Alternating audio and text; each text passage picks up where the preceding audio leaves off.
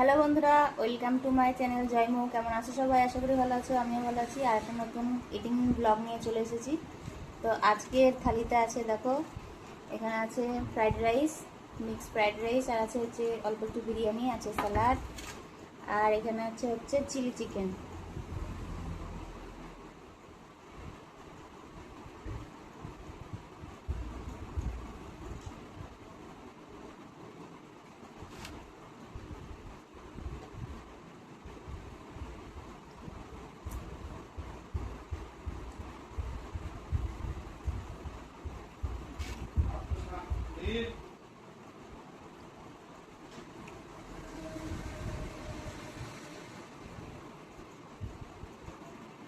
প্রথমে একবার ফ্রাইড রাইসটা মুখে দিয়ে দেখলাম, তো দেখে ভাবলাম যে না, একটু চিকেন বিরিয়ানিটা আগে খেয়ে নিই, তারপরে ফ্রাইড রাইসটা খাবো।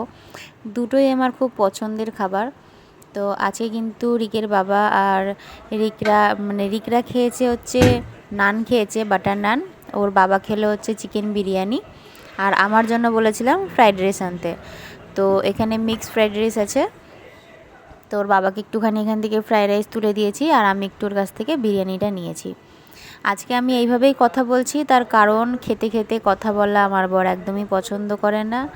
তো সেই কারণে কিন্তু আমি তখন খেতে খেতে কথাও বলতে পারছিলাম না খুব একটা, আর ঘর থেকে একদম চিল্লামিল্লি শুরু হয়ে যেত। আর যেহেতু দুজনে আলাদা আলাদা খেতে বসেছি, আমি যেহেতু ভিডিও করছি সেই কারণে কিন্তু আলাদা আলাদা খেতে বসা, না তো কিন্তু একসাথেই খেতে বসি। আর তোমাদের যদি আমার খাওয়া দাওয়ার ভিডিওগুলো ভালো লাগে, অবশ্যই কিন্তু একটা লাইক করো, কমেন্ট করো, আর পারলে আমার চ্যানেলটাকে সাবস্ক্রাইব করে দিও। তো চলো দেখতে থাকো আমার খাওয়া দাওয়া কেমন লাগছে তোমাদের।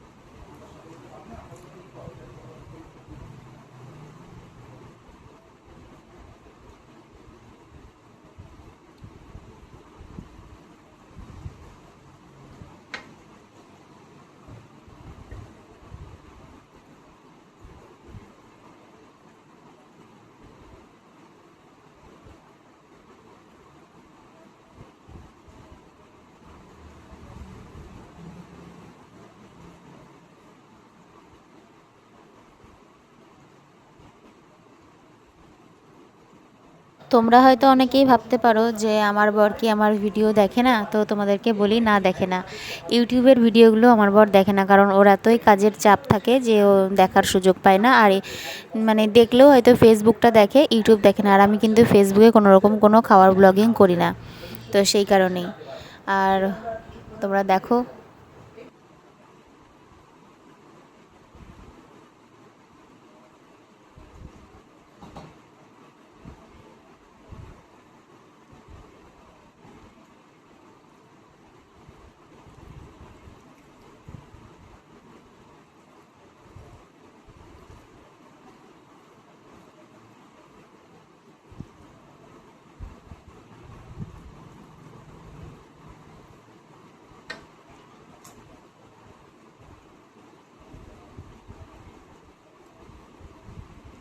সত্যি কথা বলতে, ফ্রাইড রাইসটার থেকে বিরিয়ানিটার টেস্টটা বেশি ছিল।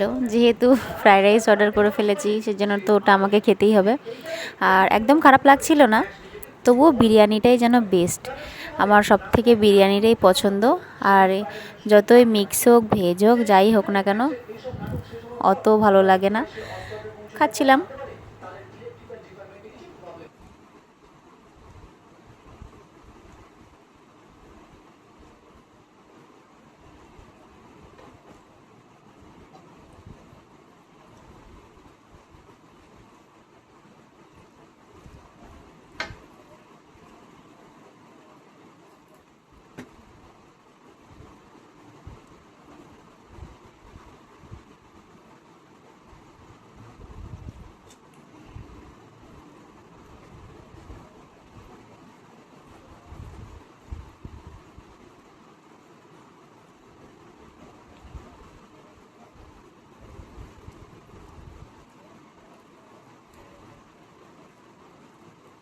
সত্যি কথা বলতে এত খাবার, তাও আবার রাতের বেলায়, আমি তো খেতেই পারি না। যেহেতু আমি ব্লগিং করছিলাম, ইটিং শো, সেই যে কারণে একটু বেশি করে খাবারটা নিয়েছিলাম।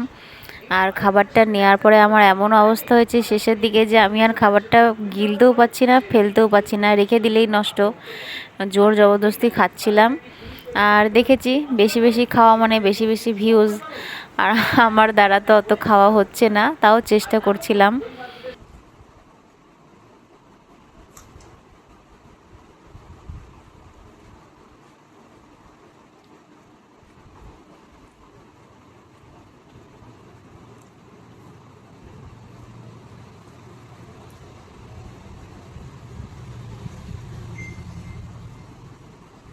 আমার কাছে কিন্তু ভাত হোক, রুটি হোক, যাই থাকুক না কেন, একটু স্যালাড আমার লাগেই।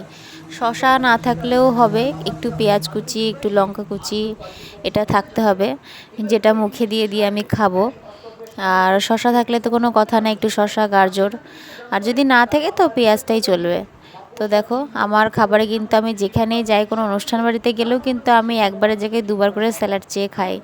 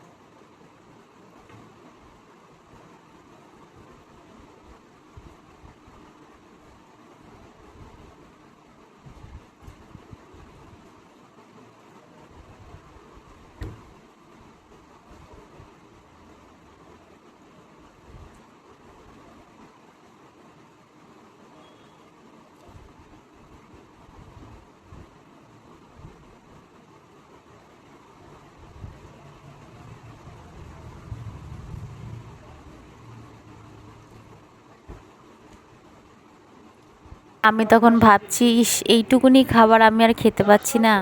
বিশ্বাস করো ওইটুকুনি খাবার আমার মানে আর ভেতরে যাচ্ছে না, এতটাই মানে পেট ভরে গেছে আমার। ওইটুকুনি খাবার ফেলতে এত গায়ে